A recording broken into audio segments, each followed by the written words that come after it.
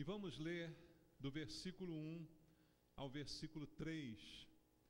É exatamente o mesmo texto que nós lemos hoje pela manhã, mas eu creio que Deus tem mais para nos falar a respeito dessa palavra. Salmo número 1, do versículo 1 até o versículo 3. A palavra de Deus diz: Bem-aventurado o homem que não anda no conselho dos ímpios, não se detém no caminho dos pecadores, nem se assenta na roda dos escarnecedores. Antes, o seu prazer está na lei do Senhor, e na sua lei medita de dia e de noite. Ele é como árvore plantada junto à corrente de águas, que no devido tempo dá o seu fruto, e cuja folhagem não murcha, e tudo quanto ele faz será bem sucedido. Amém. Pai amado, mais uma vez estamos em Tua presença, Deus, na Tua casa, junto com os nossos irmãos, com uma grande expectativa de ouvir a voz do Senhor. É esse o nosso desejo, Pai. Não estamos aqui para ouvir as doutrinas dos homens, nem as filosofias do mundo, mas a palavra que procede do Senhor, que é poderosa para mudar, para transformar a nossa existência. Por isso abrimos o nosso coração nesse momento, te pedindo: Senhor, fala conosco, pelo poder do Espírito Santo, fala ao nosso coração, nos dá entendimento da Tua palavra, para que nós sejamos praticantes dela. Meu Deus, eu entrego a minha vida em Tuas mãos, eu peço a Tua graça, a Tua misericórdia de mim, meu Deus, e a unção do Espírito Santo, o poder que preciso para ministrar a Tua palavra de acordo com a Tua vontade, ser um instrumento em Tuas mãos, para que todos nós sejamos abençoados. Te peço isso com meus irmãos, em nome de Jesus. Amém. Podem sentar, queridos. Nós falamos de manhã sobre esse texto, especialmente a respeito do versículo 3, que é uma consequência dos dois anteriores. A Bíblia está dizendo que é feliz ou bem-aventurado o homem que não faz algumas coisas. O que ele não faz? Não anda no conselho dos ímpios, não se detém no caminho dos pecadores. O homem feliz não faz isso. E esse mesmo homem feliz faz outras coisas ao invés disso. Diz a Bíblia que antes, ou seja, ao invés disso, o prazer dele está na lei do Senhor, e nessa lei, na lei do Senhor, ele medita, ele pensa dia e noite a respeito dela. Então o versículo 3, como consequência, diz para a gente que esse homem, então, que não faz algumas coisas e faz outras em detrimento destas, ele se torna um homem parecido com uma árvore plantada junto às águas, que tem sempre alimento, que está sempre sendo nutrida por estas águas. E no devido tempo, é uma árvore que se torna frutífera, e a folhagem dela não murcha, e tudo que esse homem faz, ele é bem sucedido. É isso que está nos dizendo esse texto que nós lemos. Pela manhã nós falamos a respeito de ser bem sucedido, desejo de todos, ter sucesso naquilo que realiza, conseguir fazer as coisas e as coisas funcionarem, ter projetos, ter empreendimentos, e esses projetos chegarem a bom termo, terem um bom resultado. É o fruto da árvore que todos nós queremos colher. Todos que plantamos, desejamos colher. Todos nós que investimos algum tipo de trabalho, queremos ver o fruto desse trabalho. Foi o que nós dissemos hoje pela manhã.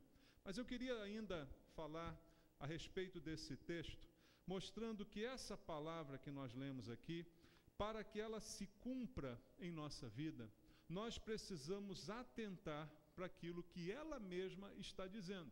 São conselhos de Deus. Como eu disse pela manhã, são princípios do Senhor para uma vida diferente, para uma vida próspera. Deus está nos dando princípios que nós precisamos adotar na nossa vida. Ou seja, não fazer determinadas coisas e fazer outras ao invés destas. No versículo 2 está aqui a chave do que quero hoje falar contigo essa noite.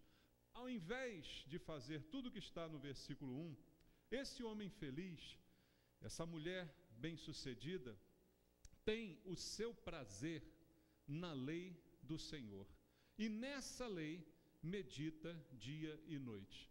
O que é a lei do Senhor? É a palavra de Deus. A palavra que estamos lendo aqui. Toda a sua Bíblia pode ser nominada como a lei do Senhor, como a palavra de Deus, que tem recursos para nós, que tem ensinamentos para nós, direção para a nossa vida. Então, a diferença é que essa pessoa feliz olha para essa palavra e pensa nela durante o dia, pensa nela durante a noite, de maneira a extrair dela uma maneira diferente de viver.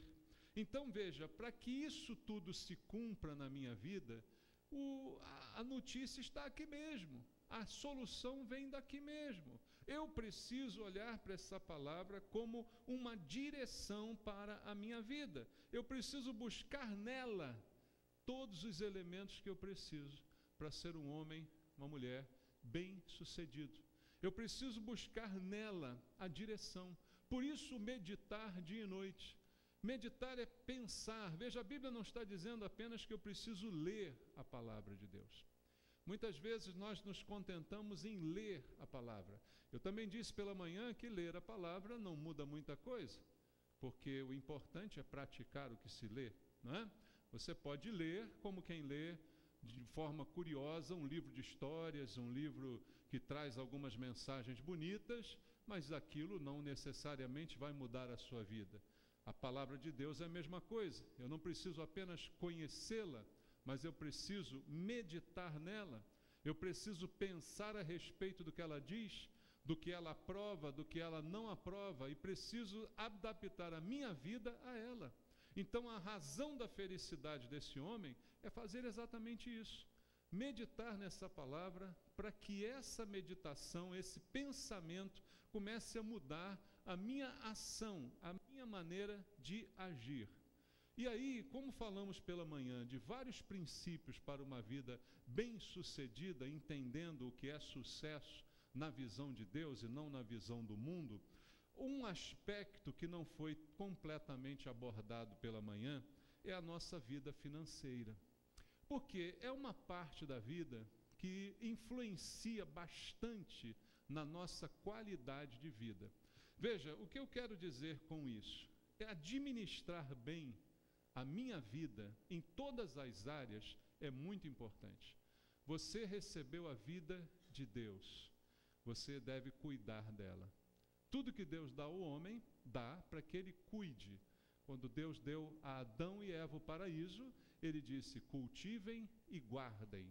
Então, todas as bênçãos de Deus precisam ser cultivadas, precisam ser guardadas, cuidadas. Se eu creio que a vida é um dom de Deus, eu preciso cuidar bem da vida. Amém? Da minha vida. Tem gente que gosta de cuidar da vida dos outros, né? Mas não é da vida dos outros que você tem que cuidar. Você tem que cuidar da sua vida, que é um dom, que é um presente que Deus te deu. Administrar bem a vida. E a vida tem vários fatores, tem várias áreas que precisam da minha atenção. Você passa pelas fases da vida, da infância, da adolescência, da juventude, da vida adulta, até a terceira idade, e cada uma tem as suas características, mas todas elas precisam de cuidado. Precisam de uma boa administração. Quando somos pequenos não temos muito o que fazer, nós recebemos instrução, mas à medida que crescemos e começamos a entender as coisas, a gente precisa se preocupar em administrar a nossa vida, e não mais sermos administrados pelos outros. Eu preciso administrar a minha vida em todos os sentidos. E quando chegamos à parte financeira, ela não é menos importante do que as outras características da vida. Porque muitos dos nossos problemas acontecem porque não sabemos administrar a nossa vida financeira. Uma vida financeira equilibrada, ela proporciona bem-estar, tanto para mim quanto para aqueles que estão ao meu redor. O que eu quero dizer com isso? Dinheiro é essencial para a felicidade? Claro que não, né? Mas a falta dele traz muitos problemas. A falta de coisas básicas na vida traz problemas. Quantos não são os casamentos que terminam porque o casal passou por uma crise financeira? Você já viu isso acontecer? Casais que estavam muito bem, mas quando veio uma crise financeira, esqueceram a promessa que fizeram no altar, né? Na saúde ou na doença, na riqueza ou na pobreza. Ah, não, na pobreza é difícil, pastor. Ah, na pobreza não há casamento que dure. Alguns pensam assim. Não é verdade. Mas é verdade que na prática nós vemos muitas pessoas com dificuldades em casa, na família, com os filhos, o casal entre si, por causa de uma crise financeira. E muitas dessas crises não são consequências da crise do governo, não é? Como a gente gosta de culpar. Ah, está muito difícil hoje o Brasil, porque o governo, porque o Temer, porque não sei quem, porque o Lula, né? Todas aquelas coisas. A gente culpa os outros. Claro que há uma parcela importante na má administração dos recursos públicos que pode nos afeta o nosso bolso com o aumento dos produtos e tudo isso é verdade. Mas muitos dos problemas que temos nessa área, a culpa é nossa, irmãos. Nós é que não soubemos lidar nem com muito, nem com um pouco. Não soubemos administrar aquilo que chegou às nossas mãos. Por quê? Não meditamos na palavra de Deus.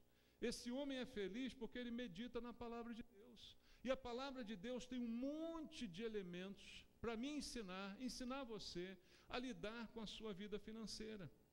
Tem muita coisa na Bíblia escrita a respeito disso. Como lidar com o dinheiro. Hoje de manhã eu li um versículo que diz que o dinheiro é a raiz de todos os males. O dinheiro não, o amor ao dinheiro, né?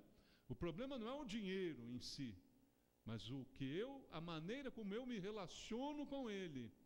O amor do dinheiro é a raiz de todos os males. Não é o dinheiro, mas o amor.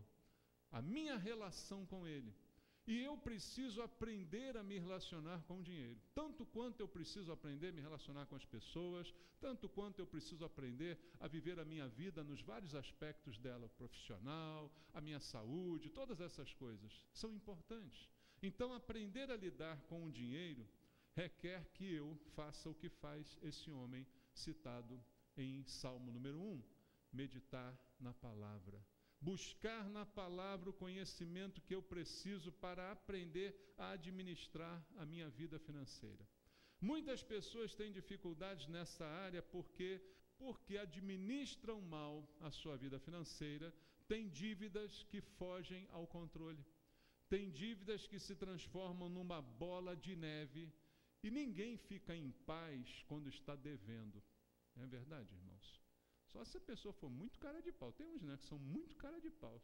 Está te devendo um dinheirão, mas está, né, passeando, né, está, né, nem com ele. Tem gente assim, mas é raro. A maioria das pessoas não fica bem quando está devendo. Perturba, aquilo incomoda em casa, incomoda na família. E muitas vezes isso não é culpa, como eu disse, do sistema. É culpa minha. Eu não soube administrar os recursos que chegaram às minhas mãos.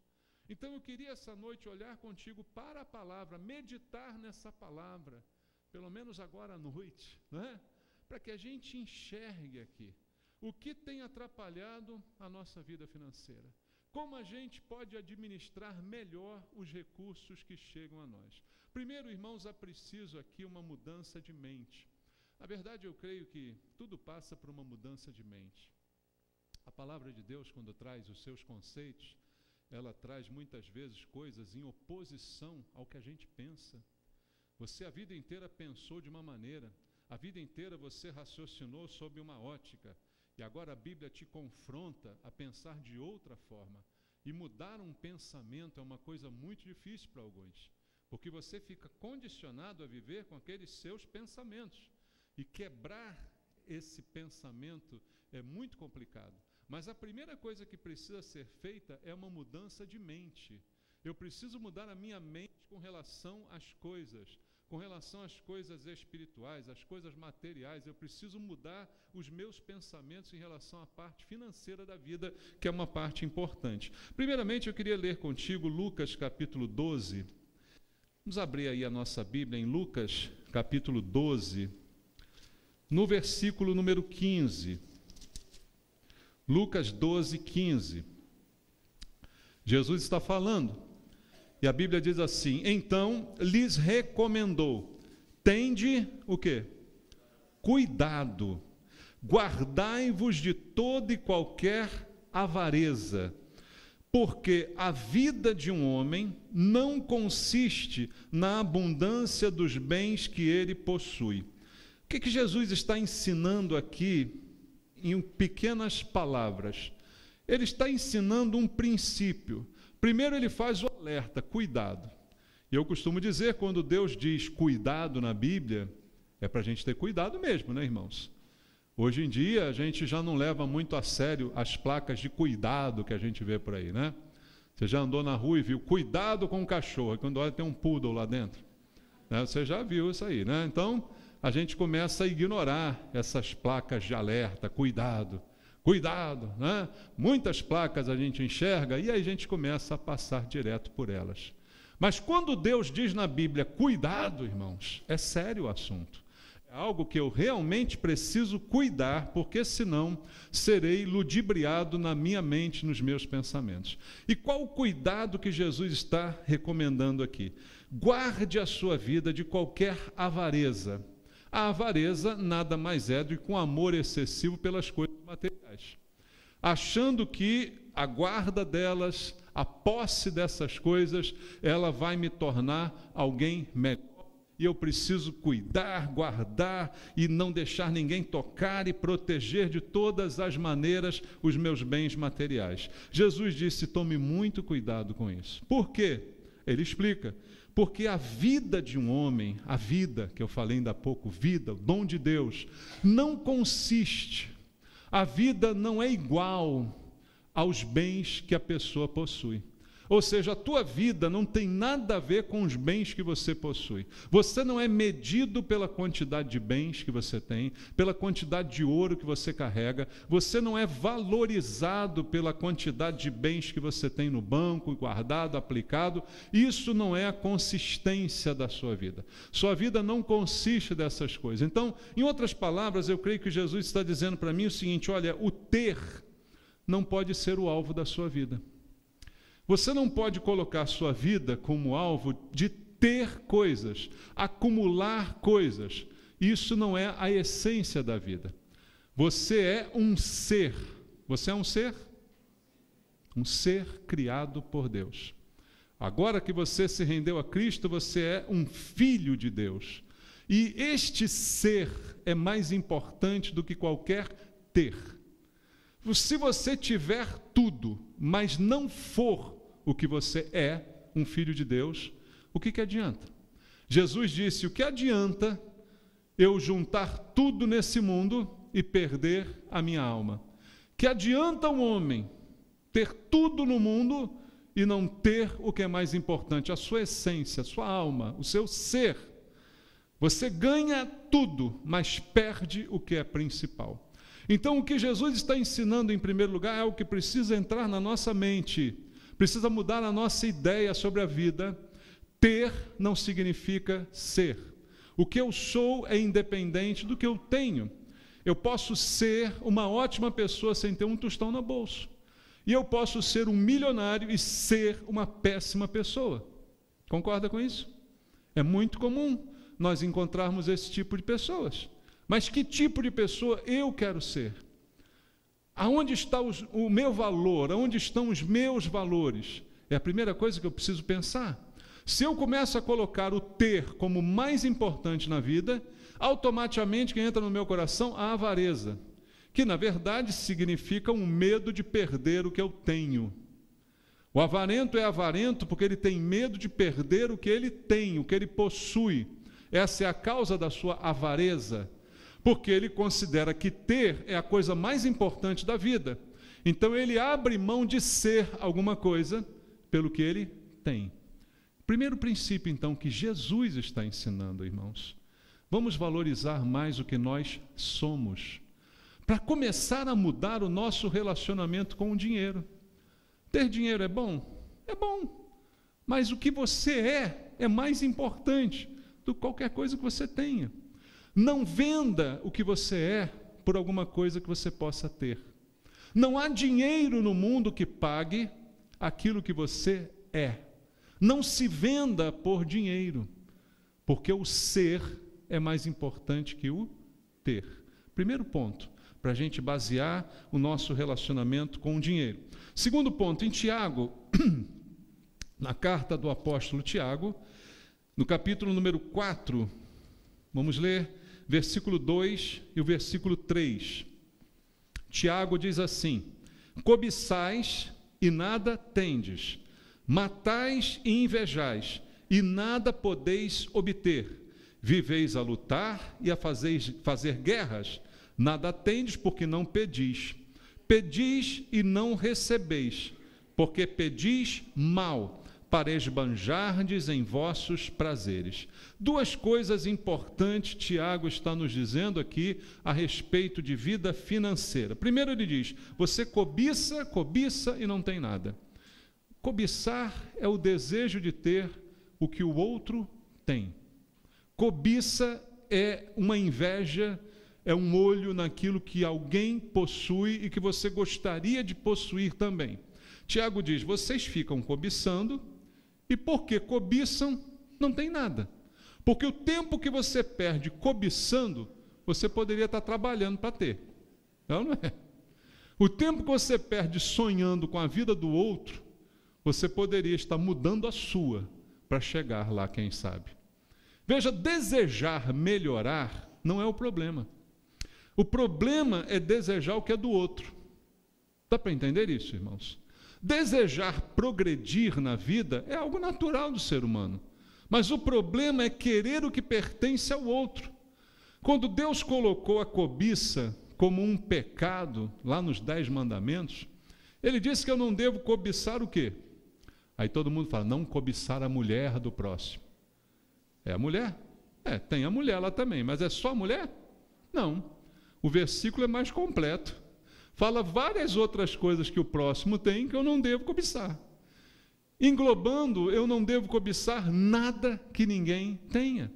E Tiago, falando à igreja, está dizendo porque já estava se formando um grupo na igreja que cobiçava, queria, desejava, mas não tinha nada.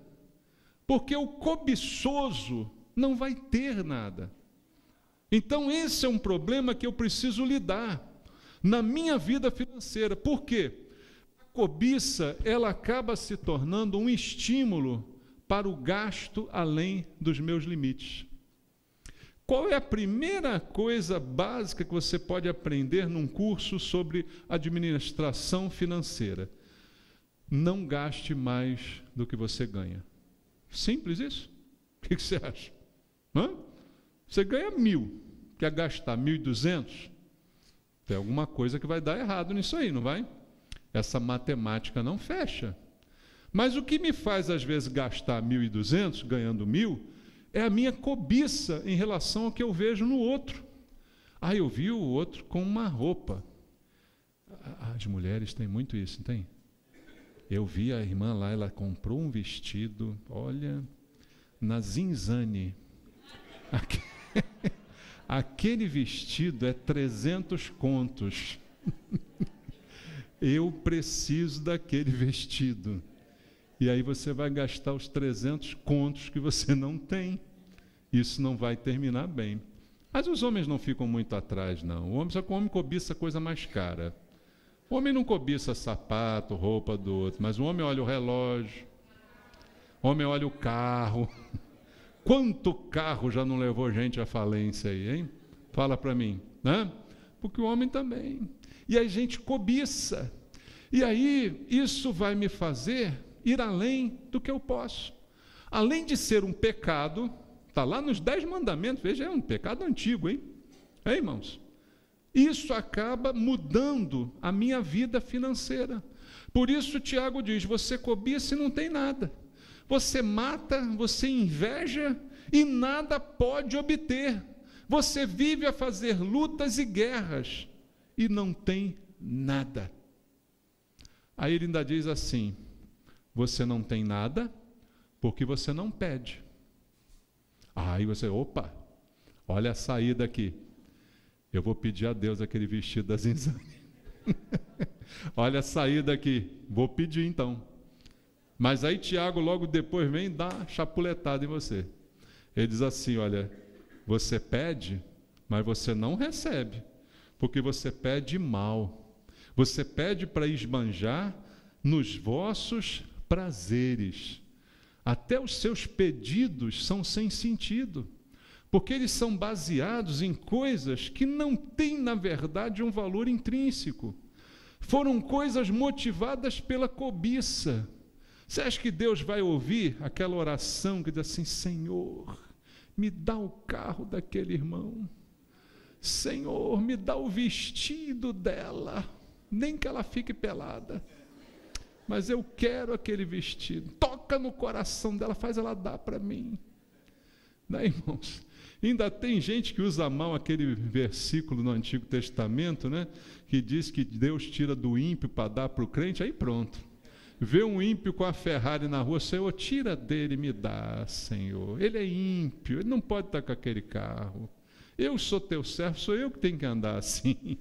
Aí pronto, aí já fez uma bagunça danada. Tiago está dizendo claramente, você não recebe nada, porque você gasta o seu tempo invejando, desejando, matando, lutando, brigando por coisa que não vale a pena, se endividando, gastando, se encalacrando todo por coisas que não têm o menor sentido, e até a tua oração não é ouvida, porque é uma oração esbanjadora, é uma oração baseada apenas em prazeres. Então o que ele está dizendo? Eu não posso admitir na minha vida inveja, eu não posso admitir na minha vida cobiça. Minha vida financeira não pode ser guiada pelo que eu vejo. Irmãos, as propagandas hoje, elas trabalham exatamente assim, com o que você vê. Você já percebeu que quando você entra na internet e procura lá no Google, tem o Buscapé, tem o Zoom, conhece esses sites de procurar coisa? Você está precisando de um ar-condicionado, você entra lá e procura ar-condicionado. Aí ele te mostra lá a relação de lojas, onde está mais barato, você procurou aquilo ali. Aí daqui a pouco você pega o teu celular, entra num programa e aparece lá uma propaganda, ar-condicionado Philco, não sei o que lá. Já viu isso acontecer? Nunca reparou nisso? Já? Reparou ou não? Como é que ele sabe? Porque é tudo interligado. Ele sabe que você procurou um ar-condicionado e quando você abre um aplicativo no celular que não foi pago, que tem anúncios, esse anúncio reflete aquilo que você está desejando. E está ali, te chamando, piscando, promoção, promoção, promoção. Tudo interligado, para que você fique fisgado pelo que você está vendo e de repente compre algo que você não pode ter e não pode pagar e por sinal não pode manter. Às vezes o problema não é ter, às vezes o problema é manter. Eu quero um ar-condicionado, eu quero. Aí eu não consigo pagar a conta de luz. Então, não adianta ter o que eu não posso manter, correto? Mas o diabo trata também com isso, com aquele que ele mostra. Quando ele falou com Eva, ele mostrou as qualidades do fruto, que dizem que é maçã, mas a Bíblia não diz que é maçã, diz apenas que é um fruto bonito, vistoso, desejável aos olhos. Nós estamos presos pelos nossos olhos, por aquilo que a gente vê e a gente fica fascinado naquilo e precisa saciar aquilo. Mas a Bíblia está dizendo, não ande com a inveja, porque você vai acabar comprando o que você não precisa e que você não pode manter. Não veja o que o outro tem, não peça baseado nessas coisas, você não pode ficar preso a isso, porque isso acaba até gerando um desperdício na sua vida. Pede mal para esbanjar nos vossos prazeres. Viu aí o desperdício sendo colocado? Esbanjar. O que é esbanjar? É desperdiçar. É fazer coisas que você não precisa. É jogar fora coisas que são boas, mas que talvez você tenha demais. Isso é um problema. Pessoas que abrem um armário, têm 38 pares de sapato, mas ela diz, eu estou precisando de um sapato. Hoje teve uma bronca lá em casa por causa disso. O Fábio disse que estava precisando de cueca. Aí a Luciane abriu a gaveta dele, tinha mais de 15. Aí ela falou assim, eu acho que eu vou te esfregar uma cueca na cara. Não, irmãos? Acontece isso, não acontece? Porque a gente acha que precisa do que, na verdade, a gente não precisa. Princípio de Deus, cobiça. Princípio de Deus, esbanjar. É princípio você não fazer isso, não ficar na avareza, não ficar em torno da... E pior é o seguinte, quanto mais você faz isso, pior fica. Quanto mais você é avarento, mais você perde dinheiro. Quanto mais você deseja o que é do outro, Tiago repete aqui, nada atendes, nada atendes, nada atendes. Quanto mais você quer, menos você tem. Então veja, é completamente inútil que isso aconteça. Vamos ver outro princípio em Provérbios, versículo 13. Provérbios, capítulo 13, perdão. Provérbios, capítulo 13, versículo 7. Provérbios, capítulo 13, versículo 7. Está assim, dizendo: uns se dizem ricos sem terem nada. Outros se dizem pobres, sendo muito ricos. O que esse versículo me ensina aqui como princípio? Me ensina a não viver de aparência. É ou não é? Eu querer viver o que eu não sou. Eu querer esconder o que eu sou. Isso tudo é algo pernicioso. É algo que traz prejuízo. O verso diz, você se diz rico e não tem nada. Quantas pessoas você conhece que têm uma aparência de que são, mas na verdade não tem nada. Tem nem onde cair morto. Já viu isso? Mas olha, tem o último tênis, tem o último relógio, tem a roupa mais bonita, tem uma pose. Olha, você pode não ter nada, mas tem uma pose que, meu Deus do céu, né? E aí, quando você vai, não tem nada, mas aparenta ter. E já outros fazem o contrário, são ricos, mas gostam de fingir de pobre, chorar miséria. Como é que está? Está difícil. Ai, né, uma crise, cheio de dinheiro no banco. As duas coisas não tem por aí, irmãos? As duas coisas são prejudiciais para nós. Viva o que você é. Seja transparente no que você é. Viva a sua vida. Você não precisa provar nada para ninguém. Você não precisa esconder nada de ninguém. Viva apenas sendo digno. Gaste o que você tem. Não gaste o que você não tem. Faça aquilo que o seu dinheiro pode lhe proporcionar, mas não faça aquilo que ele não pode lhe proporcionar, querendo parecer que você é algo que você não é. Isso é algo básico. Não se finja de rico, mas também não se finja de pobre. Aliás, eu não preciso me fingir de nada. Seja o que você é. Seja simplesmente uma pessoa transparente. Não viva preocupado com o que os outros vão pensar de você. Aí você quer criar uma imagem para que melhore o pensamento dos outros.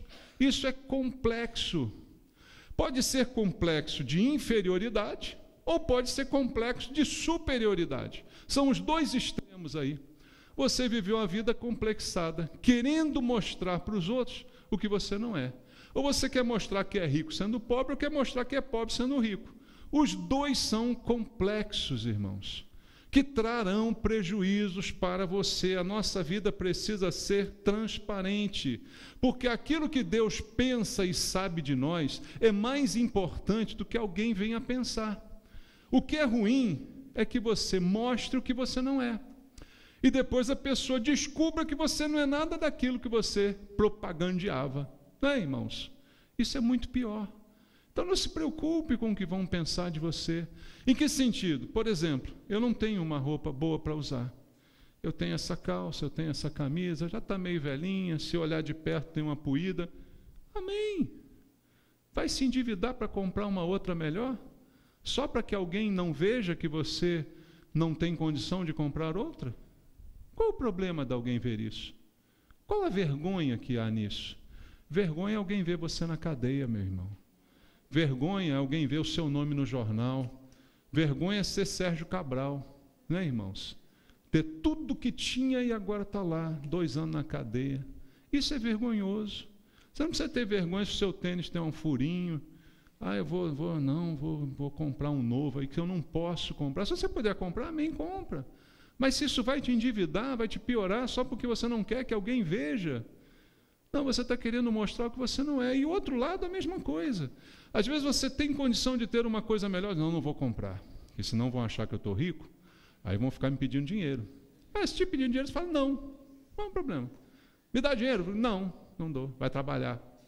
Pronto, qual é o problema disso? Tem algum problema isso? Não é? Não tem problema nenhum. Então a gente viver escondendo, a gente viver uma vida dupla. Não posso, porque senão vão falar. Não, viva simplesmente. A Bíblia condena isso por princípio. O que Deus pensa e sabe de você é mais importante do que qualquer outra pessoa pensa ou acha que saiba de você. Outro conselho que eu te dou biblicamente, tem um alvo na sua vida. A Bíblia fala tanto de alvo, irmãos. O apóstolo Paulo diz, eu prossigo para o alvo. Ele tem um alvo na vida dele. Você e nós temos que ter um alvo na vida. Há pessoas que vivem sem alvo, vivem embolando os dias, sem uma programação, sem um objetivo. A pior coisa do mundo é você não ter um objetivo financeiro. Certamente você vai se enrolar na sua vida. Qual o seu objetivo? Você tem um objetivo? Por exemplo, todo casal que casa, normalmente tem o objetivo de comprar o quê? Uma casa. Não é a primeira coisa que a gente quer comprar, não é uma casa? Você não está ligando se é um palácio, se é um barraco, você quer uma casa que seja tua, né? Você quer um lugar que você possa dizer que é seu. Isso é um alvo? É um alvo. Então, prossiga para o alvo. E quando a gente tem um alvo, a gente não fica olhando para o lado. Fica olhando para o lado? Eu tenho um alvo de comprar a casa. Para comprar a casa, talvez eu precise abrir mão de um monte de outras coisas.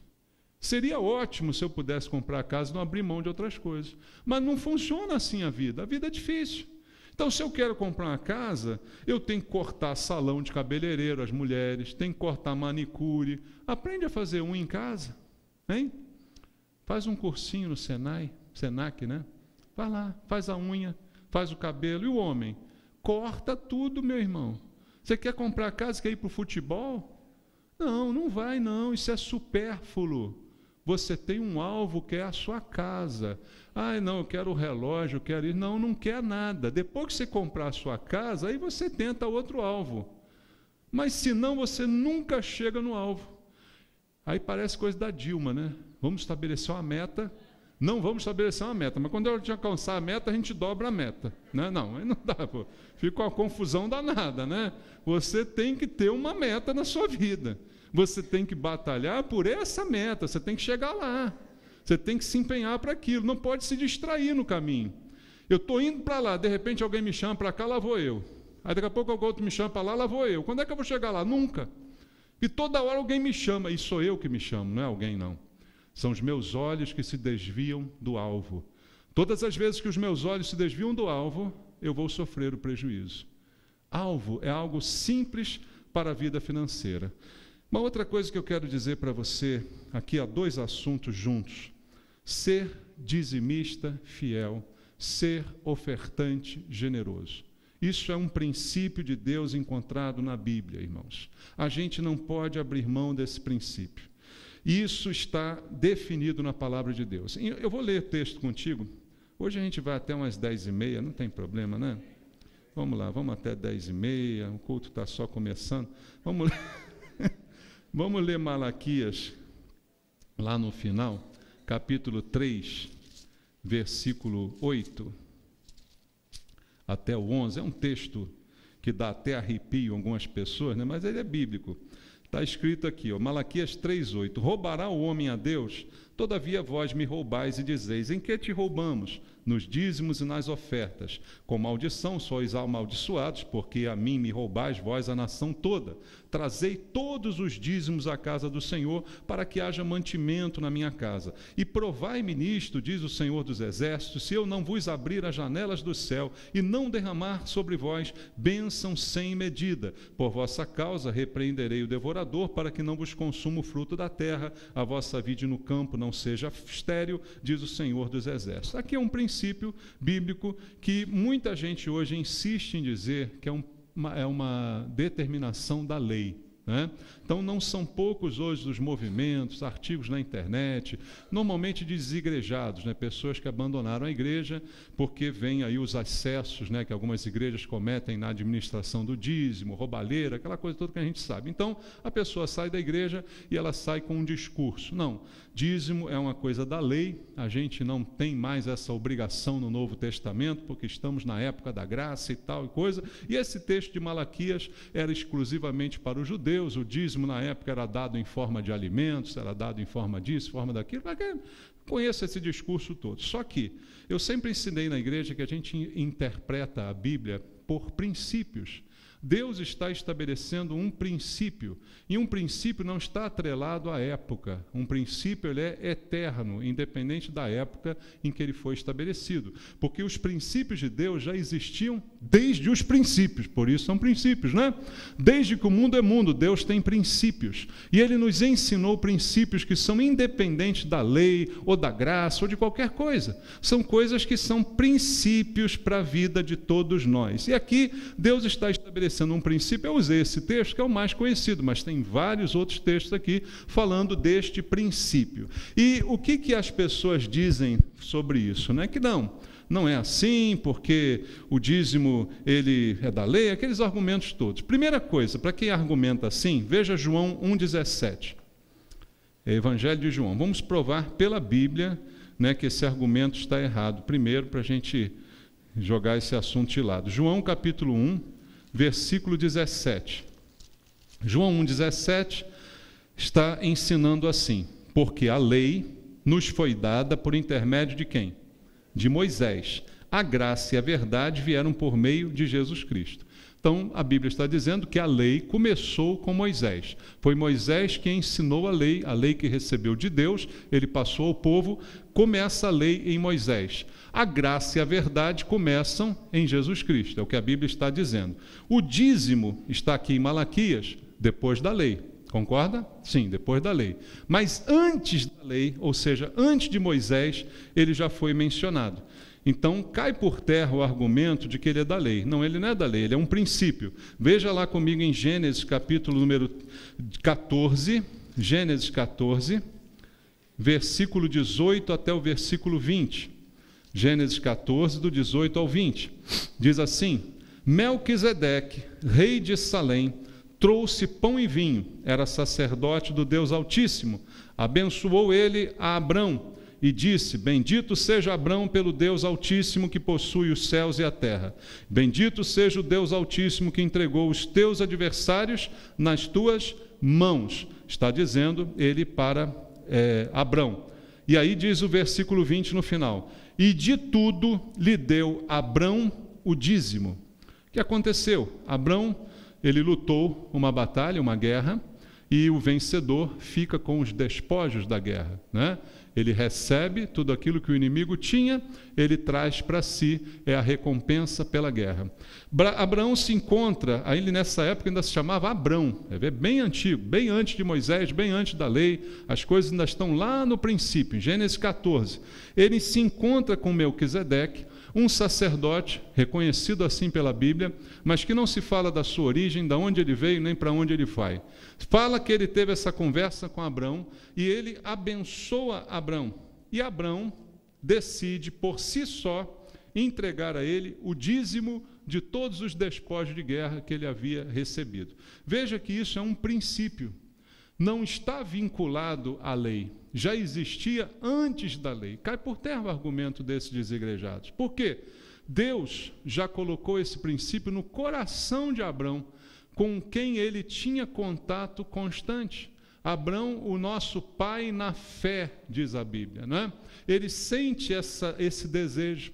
Ele não foi obrigado a isso, ele não foi coagido. Melquisedeque não amaldiçoou ele: se você não me der, eu vou te jogar uma maldição que você vai ver. Nada disso, pelo contrário, Melquisedeque o abençoou sem que ele tivesse dado nada. Mas ele decide por si só entregar o dízimo, não uma quantia qualquer, não um valor que lhe deu na cabeça, ele deu a 10ª parte do que ele arrecadou. Então, o valor, o princípio está definido antes da lei. já no coração de Abraão, na maneira como Deus coloca para nós hoje. Não por obrigação, não por medo de ameaça, não por medo de gafanhoto, não por medo de praga, nada disso. Por inspiração de Deus, por fé, por dedicação a Deus, por ter Deus no seu coração e reconhecer que a sua vitória veio de Deus. E aí ele reconhece isso e entrega a Melquisedeque o dízimo de tudo aquilo que ele recebeu naquela batalha. Depois a Bíblia diz lá em Gálatas que nós somos herdeiros de Abraão, nosso pai na fé. Veja, aquele princípio lá atrás que esteve em Abraão foi herdado por nós, igreja, no Novo Testamento. Se somos herdeiros de Abraão, se ele é o nosso pai, a herança dele pertence a nós. Abraão nos passa como esse pai da fé, aquele que creu em Deus. A Bíblia diz, ele creu e isto lhe foi imputado por justiça, exatamente como nós. Nós não somos justos, nós somos justificados. Por que nós somos justificados? Porque cremos em Cristo. Então isso nos foi imputado. Ninguém se tornou justo para receber como recompensa a salvação. Nós fomos salvos sendo injustos, apenas porque cremos em Deus. Abraão creu, ele não era bonzinho, ele não era maravilhoso, pelo contrário, depois disso ele errou algumas vezes, mas ele foi abençoado, lhe foi imputada a justiça porque ele creu em Deus. Somos herdeiros de Abraão. E aí a Bíblia vai dizer para nós, aí eu vou ler com você Hebreus capítulo 5, para você entender como isso se encaixa perfeitamente na doutrina bíblica. Em Hebreus capítulo 5, versículo 7 até o versículo 10, está escrito assim: Ele, Jesus, nos dias da sua carne, tendo oferecido com forte clamor e lágrimas, orações e súplicas a quem o podia livrar da morte, tendo sido ouvido por causa da sua piedade, embora sendo filho, aprendeu obediência pelas coisas que sofreu, e tendo sido aperfeiçoado, mostrou-se autor da salvação eterna para todos que lhe obedecem, tendo sido nomeado por Deus sumo sacerdote, segundo a ordem de quem? Melquisedeque. Quem é esse cara? Aquele mesmo lá, de Abraão. Diz que Jesus foi nomeado por Deus, sumo sacerdote, segundo a ordem de Melquisedeque. Aquele de quem nada se sabe, aquele de quem nada se falou, apenas naquela passagem com Abraão, um sacerdote que ninguém conhecia, mas um sacerdote que veio de Deus, que foi nomeado por Deus, Jesus também. Então hoje, se Abraão, nosso pai na fé, nos deu o princípio de ser dizimista ao sacerdote Melquisedeque, e nós hoje, igreja, herdeiros de Abraão segundo essa promessa, aprendemos que Jesus é sacerdote segundo a ordem de Melquisedeque, ao entregarmos nosso dízimo, estamos repetindo o que Abraão fez lá no passado, entregando àquele que hoje é sacerdote segundo a ordem de Melquisedeque, Jesus. Aí talvez alguém diga assim, mas como é que eu entrego o meu dízimo a Jesus se Jesus não está aqui para receber? Quem disse que ele não está aqui para receber? Hã? A Bíblia coloca para mim, irmãos, que Jesus é o cabeça da igreja, e a igreja é o corpo de Cristo. Há um corpo e um cabeça. Quando você entrega a igreja, você está entregando a Cristo. Ele inteiramente está aqui personificado. O corpo dele, todos nós, e ele, o cabeça. Está aqui, cabeça e corpo, inteiramente aqui. Quando você entrega a igreja, você está entregando a Jesus, cumprindo o princípio de Deus. Não pela lei, porque é anterior à lei. Cai por terra o discurso dos desigrejados, que não querem entender na Bíblia Sagrada um princípio que é do coração. Se é alimento, se é cereal, se é o que for que seja, o princípio é o mesmo, é o coração. Coração ligado a Deus, que reconhece que a 10ª parte pertence ao Senhor e a Ele é entregue. Queridos, esse princípio, junto com a generosidade, deve acompanhar o cristão que quer cuidar bem da sua vida financeira. Como eu disse, não por medo de ameaça, de gafanhoto, de isso, daquilo, de demônio, nada disso. Porque é um princípio de Deus, que Abraão nem foi pedido a ele que fizesse isso. Dízimos era uma coisa que a gente não precisava nem lembrar na igreja, não é verdade? Sinceramente, a gente não precisava lembrar. A gente não precisaria ter aqui no culto um momento que a gente fala, vamos receber agora os dízimos e tal. Esse momento seria dispensável, porque bastaria ter uma caixa em qualquer lugar aqui, você já sabe o que fazer, botava lá dentro, acabou. Certo, irmão? Mas se não fizer isso, você esquece. Esse é o problema. A gente esquece do que é necessário. E aí, por que isso é importante para a vida financeira? É importante porque isto traz regra para mim, isto traz prioridade para mim. As primícias da tua renda, está no versículo que eu li hoje pela manhã, a primeira renda, o primeiro gasto, o primeiro que sai é o que é do Senhor. Antes de Abraão usar qualquer daqueles despojos, ele entregou ao Senhor a 10ª parte. Então isso coloca regra na nossa vida.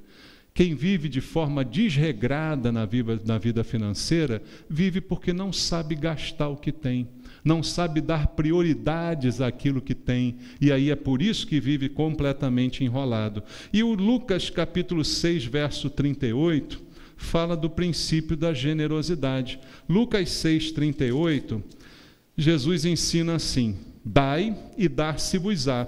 Boa medida, recalcada, sacudida, transbordante, generosamente vos darão, porque com a medida que tiverdes medido, vos medirão também. Você não vai levar nada daquilo que você acumulou, mas sim aquilo que você doou.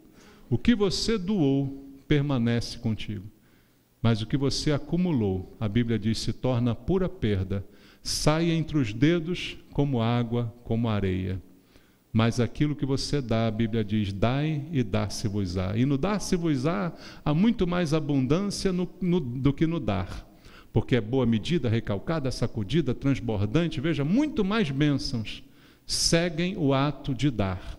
Em qualquer sentido que você queira pensar nesse versículo. A generosidade também é um princípio. E para terminar, queridos, 2 coisinhas só que eu queria dizer. Primeiro, lá em 1 aos Tessalonicenses, capítulo 5, versículo 18, traz outro princípio para eu guardar a minha vida financeira. Primeira carta de Paulo aos Tessalonicenses, capítulo número 5, verso 18, todo mundo conhece. Paulo diz assim, em tudo dai graças, porque esta é a vontade de Deus em Cristo Jesus para convosco. O que Paulo está ensinando? Que princípio é esse? O princípio da gratidão. Ser grato em tudo que eu tiver, em todas as coisas. Eu falei de manhã hoje sobre o princípio também, ser fiel no pouco. Jesus prometeu, seja fiel no pouco e sobre muito te colocarei.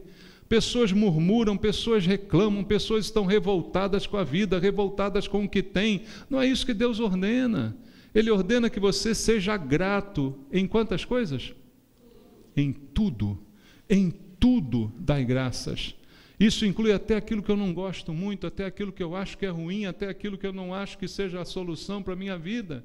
Mas a gratidão precisa ser expressa, porque ela expressa a minha confiança de que Deus está cuidando de mim, de uma maneira que eu nem sei como é, porque eu não entendo naquele momento. Mas eu sei que todas as coisas cooperam para o meu bem, então eu sou grato a Deus. Até pelas coisas que parecem a princípio não serem tão boas. Eu preciso dizer como Davi no Salmo 103, veja aí no Salmo número 103, no versículo 1 e no versículo 2, Davi dá aqui uma declaração. Bendize, ó minha alma, ao Senhor, e tudo que há em mim bendiga ao seu santo nome. Bendize, ó minha alma, ao Senhor, e não te esqueças de nenhum só de seus benefícios. Não esqueça o que Deus faz por você. Não reclame da vida. Não fique murmurando, não fique se queixando. Isso destrói a vida financeira de qualquer pessoa. Não brigue por causa de dinheiro. Corra atrás, trabalhe. Coloque a tua vida nas mãos de Deus. Diga: Senhor, abençoa o meu trabalho.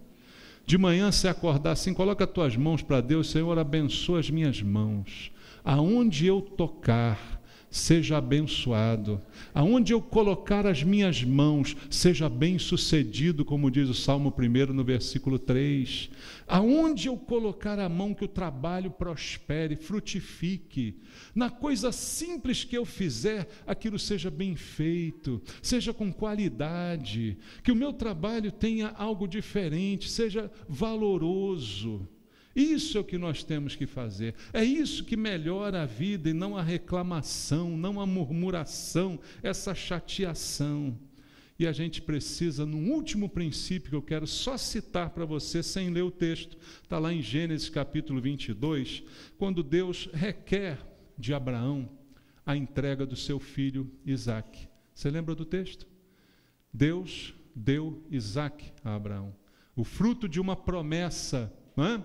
Uma promessa antiga, feita lá atrás por Deus: vou fazer de você uma grande nação. Isso não acontecia, isso demorava, até que nasceu Isaque de uma forma milagrosa. E de repente Deus pede a ele: Abraão, eu quero Isaque.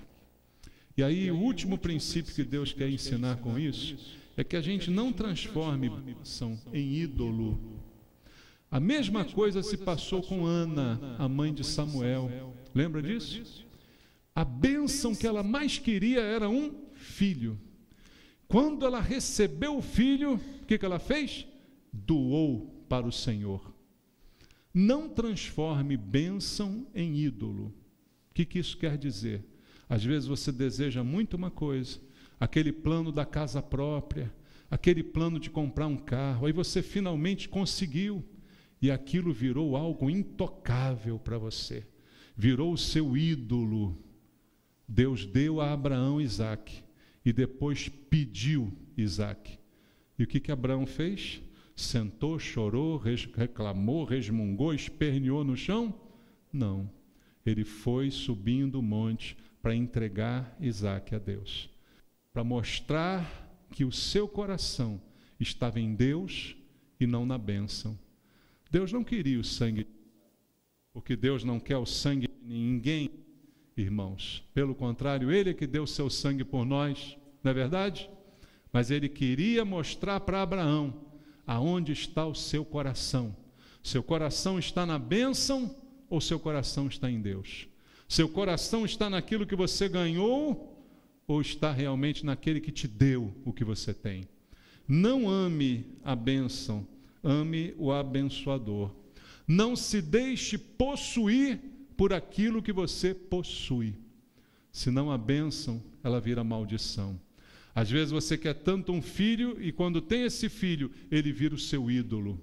E você idolatra esse filho. Você tem que lembrar que você está criando um filho para ele ter a vida dele, e não para ele suprir as suas carências. Você está criando um filho para ele crescer e sair do ninho, e não para você ficar com ele a vida inteira. Assim deve ser o nosso coração. Não se deixe possuir por aquilo que você possui. E aí sim você vai ser feliz como aquele homem lá de Salmo 1. Vai ser bem sucedido em tudo que você fizer. Vai ser como essa árvore plantada junto às águas. No devido tempo vai dar frutos. Tudo que você fizer vai ser bem sucedido. Amém? Deus nos abençoe. Vamos orar ao Senhor. Eu quero colocar em oração a minha vida, a sua vida, pedindo a Deus essa noite que nos ensine a administrar a nossa vida financeira. Tantos problemas têm vindo da falha nessa administração. Se você quer receber essa oração, vem aqui, pedir aos pastores, vão estar orando por você. Senhor, eu entrego a minha vida financeira em Tuas mãos. Senhor, eu quero uma instrução do Senhor na minha vida financeira. Eu quero que o Senhor me dê direção na minha vida financeira. Quero que o Senhor me ensine a agir. Quero que o Senhor me ensine a gastar bem o meu dinheiro. Eu não quero pedir para esbanjar nos prazeres. Eu quero viver de acordo com a Tua vontade. Eu quero ter uma vida regrada, equilibrada nessa área. Eu sei de todos os prejuízos que isso me causa. Eu sei do mal que a minha família passa por causa disso. Por isso, Deus, eu quero isso. Se você quer, vem orar, vem falar com Deus, vem colocar diante do Senhor tua vida financeira, teu trabalho, teus bens, tuas mãos. Que Deus abençoe as tuas mãos, que Deus abençoe o teu trabalho, que Deus abençoe o que você tem, que as tuas bênçãos, os teus recursos sejam abençoados por Deus, mas que eles nunca se tornem o teu ídolo. Nunca você idolatre coisa alguma do que você tem. Que tudo sempre esteja à disposição de Deus, que tudo sempre esteja nas mãos do Senhor, o dono de tudo. Pai querido, abençoa meus irmãos que estão aqui à frente, Senhor. Abençoa, o Senhor sabe a necessidade de cada um. O Senhor conhece, Deus, a luta de cada um, o problema financeiro de cada um. Às vezes não é um problema, não é uma dívida, mas é uma dificuldade em lidar, uma dificuldade em administrar, uma dificuldade em manter o alvo, manter o foco. Deus, em nome de Jesus, dá foco aos meus irmãos. Foco, Senhor, para não se desviarem nem por um minuto daquilo que o Senhor tem preparado para eles. Abençoa a mente, o coração, meu Pai, para que possam gastar corretamente, para que não queiram aparentar o que não são, nem para mais nem para menos, possam ser transparentes diante do Senhor. Abençoa meus irmãos, meu Deus, eu te peço, em nome de Jesus, nós clamamos, nós oramos por cada um deles e por nós também, Senhor. Continua nos ensinando, continua nos capacitando para que o nosso alvo seja sempre bem definido. Abençoa, Pai, a tua igreja, em nome de Jesus. Que Deus abençoe você, que Deus sustente você, que Deus ensine você e que você seja essa árvore bem plantada junto à corrente de águas, dando fruto no tempo certo. E tudo que você fizer seja bem sucedido, em nome de Jesus. Amém. Deus abençoe.